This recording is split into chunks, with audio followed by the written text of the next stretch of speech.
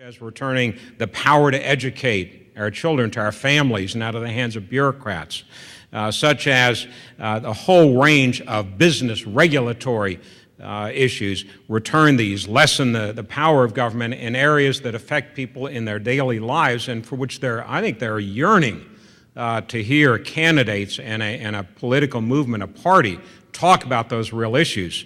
It's not that you know, we don't care about these other indices of freedom, these other freedom issues. We do.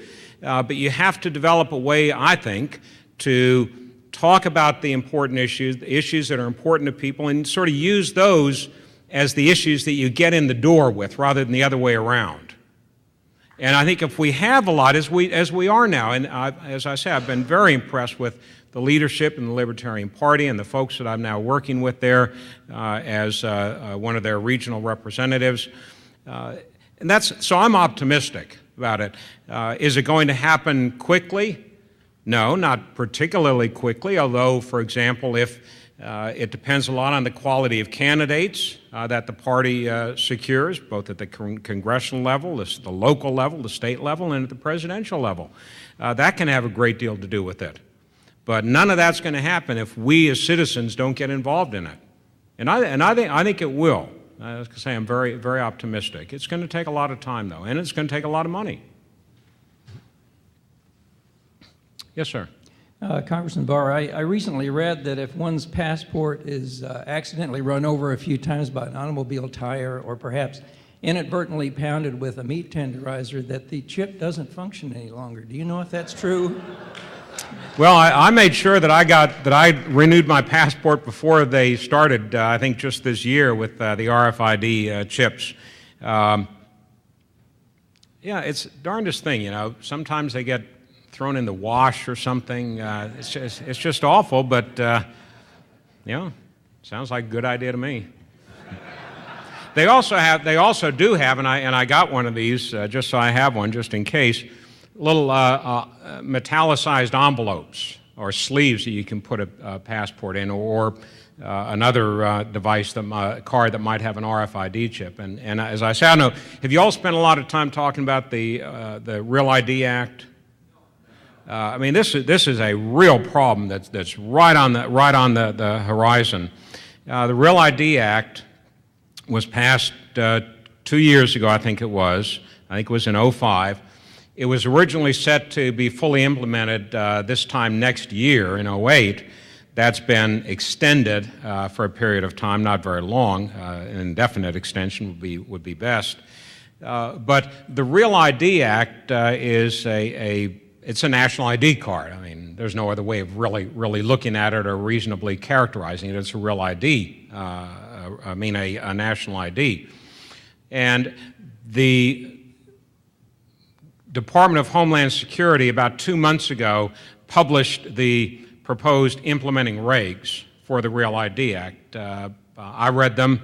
A number of others did. I submitted comments. A number of other organizations and individuals did. A lot of folks did, as a matter of fact.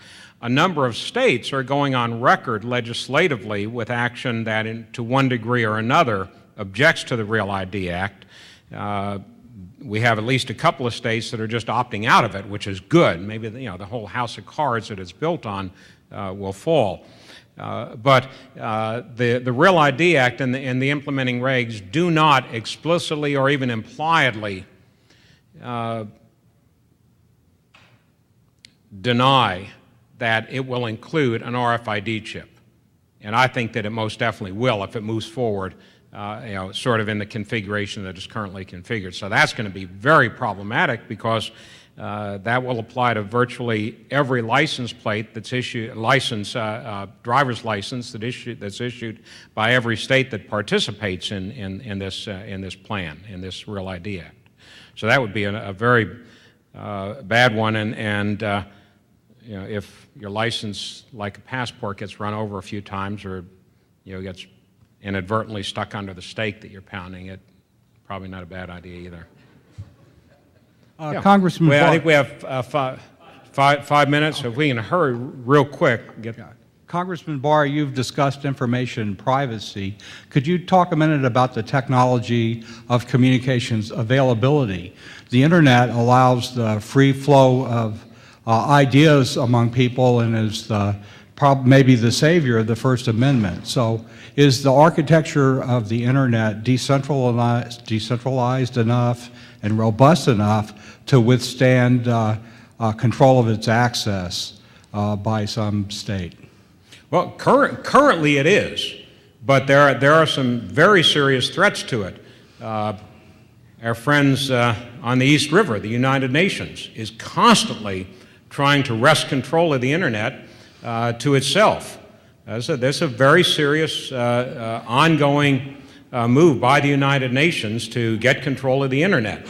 And if the same as the efforts by the United Nations to secure at least some control over domestic firearms policies in this country, which they are very actively pursuing, if they were to have an administration in Washington that thinks along the same way, they will take control of the internet. And whether it's them or whether it's some other international body or the regulators in this country, if they do, then that would change dramatically. As it stands right now, and I'm not a technological expert, but in looking out there at Wikipedia, for example, and the tremendous reach that Wikipedia has, which is controlled by users themselves in pretty much every sense of the word, the free access to the internet, right now it's a tremendous tool that, we constitutionalists have not, and libertarians have not really used to the extent that we should be. But if the communications trunk lines, if they use telephone company trunk lines or other methods that centralize the actual communications paths, perhaps alternate networks in private control such that they can't be controlled by a central authority, might be the enabler to continue with freedom of speech. Yeah, you have to be very careful. You're right. Even today with the ISPs, that's sort of the weak point in the freedom of the internet. That's where government goes if they want to access information. That's where Project Carnivore was targeted, toward the ISPs. And that's where virtually every one of these government programs that seeks to access and regulate and limit the use of the internet goes to. So, where you have those choke points, absolutely. Jacob, I think we have just one more. Would you choose who we go to? Because I don't want to get everybody else mad at me. I'd be mad at you. Okay. Yes, ma'am. Congressman Barr, I'm Linda Poole from Macon, Georgia. Many people have asked me what led you to this conference, why'd you come here. When I found the website and I saw the speakers, of course I'm supporting Ron Paul for president in the Bible Belt GOP red elephant state of Georgia. And I saw your name on the list and I thought, okay, well there's two Southerners going to be at the conference and you're from Georgia, so that's what led me here. One thing I want to let people know, first of all, is December the 15th is Bill of Rights Day. Perhaps some entrepreneur can design some cards, mail out the Bill of Rights to people. People don't know the Bill of Rights. So there's something that somebody could do to make some money. And I want to know, as you being a former congressman of Georgia, will you get an invitation to the GOP convention in Georgia to make sure that Ron Paul is not stomped?